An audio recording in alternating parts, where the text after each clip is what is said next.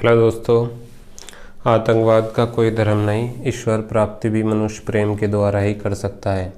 विभिन्न धार्मिक ग्रंथों में बताया गया है कि प्रत्येक मानव ईश्वर का वास है, अतः प्रत्येक मानव से प्रेम करना ही ईश्वर से प्रेम करना है। परंतु कुछ लोग धर्म के नाम पर उन्माद में मासूम लोगों की हत्या कर रहे हैं। आतंकवाद संगठन बनाकर ये लोग निहत्थे नागरिकों को बेरहमी से गोलियों से भून रहे हैं और इसे धर्म की लड़ाई का नाम दे रहे हैं। ये आतंकवादी संगठन भूल रहे हैं कि कोई भी धर्म मासूम लोगों की हत्या की अनुमति नहीं देता।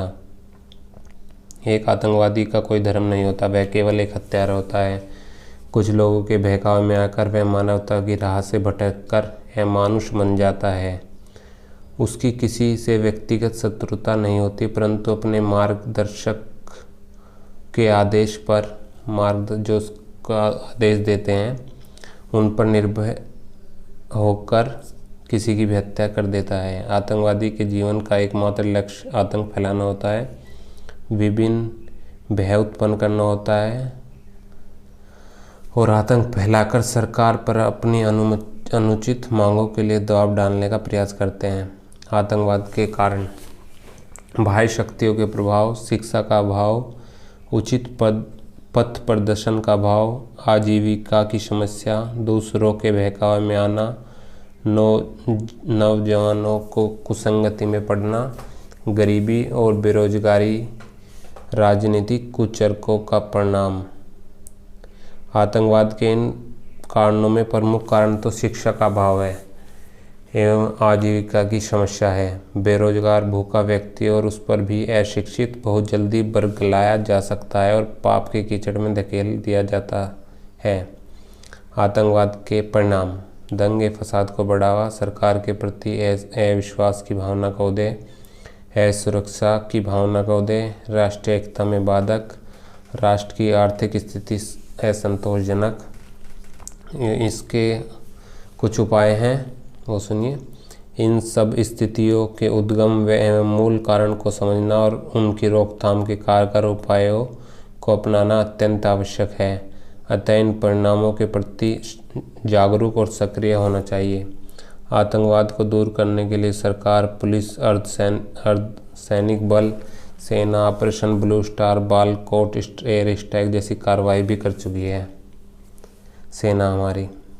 और जो बालाकोट स्ट्राइक हुई थी उसका ऑपरेशन बंदर के नाम से ऑपरेशन हुआ था। वो उचित नैतिक शिक्षा, बाह्य शक्तियों का कठोरता से दमन, जनता में जागरूकता की भावना पैदा करना, सीमाओं पर कठोर नियंत्रण, राजनीतिक एकता। आतंकवाद की समस्या से निपटने के लिए आवश्यक है कि सरकार के प्रति जनता में विश्वास जगाकर लोगों को सचेत रहना होगा और देश विरोधी अराजक तत्वों से डटकर सामना करना होगा। इसके अतिरिक्त जहां एक और आतंकवादी के साथ कठोर व्यवहार करना होगा, वहीं गुमराह युवकों को राष्ट्र की मुख्य धारा से जोड़ने की कोशिश भी करनी होगी।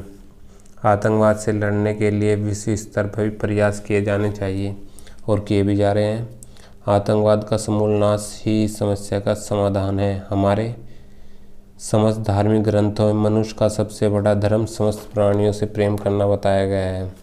सभी धर्मों का मूल संदेश मानव का प्रेम, मानव से ही प्रेम है। प्रेम के द्वारा ही मानव जाति सुरक्षित और सुखी रह सकती है। मुसीबतों से भागना नई मुसीबतों को निमंत्रण देने के समान है। जीवन में समय समय पर चुनौतियों एवं मुसीबतों का सामना करना पड़ता है, यही जीवन का सत्य है। एक शांत समुद्र में नाविक कभी भी कुशल नहीं बन पाता। अब कुछ क्वाटो मतलब एक पंक्तियां हैं, वो भी सुन लीजिए। मेरा मजहब तो ये दो हथेलियाँ बताती हैं, जुड़े तो पूजा और खुले तो दुआ कहलाती हैं। जय हिंद, जय भारत। सब